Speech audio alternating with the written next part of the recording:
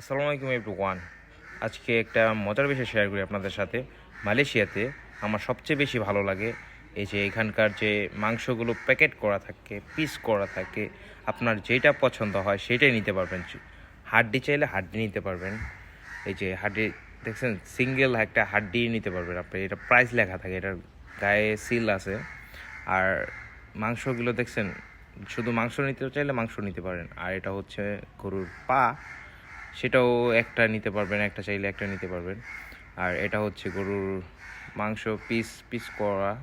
Just আপনার মাংস, শুধু মাংস চাইলে মাংস নিতে পারবেন। বাংলাদেশের মতো না যে হাড্ডি সহ মিক্স করে নিতে হবে। আর এদিকে হাঁস রয়েছে, আপনি হাঁস চাইলে আনামও নিতে পারেন। আর ওই পাশে হাঁসের মানে লেগ পিসও পাওয়া যায়। জাস্ট শুধু লেগ পিস নেবেন না, শুধু লেগ পিস নিতে পারবেন এখান থেকে। আর এটা হচ্ছে হাঁসের মাথা। আর যারা হাঁসের মাথা খেতে পছন্দ করেন, শুধু হাঁসের মাথাও নিতে পারেন। এই জিনিসটা আমার সবচেয়ে বেশি ভালো লাগে মালয়েশিয়াতে। বাট এইগুলো সব গায়ের রেট আছে কিন্তু, দেখেন ওই যে সাদা স্টিকার করা। আর এটা হচ্ছে মেবি হাতে হাঁসের পাখনা। তো যেটা মন চায় আপনার সেটাই নিতে পারবেন।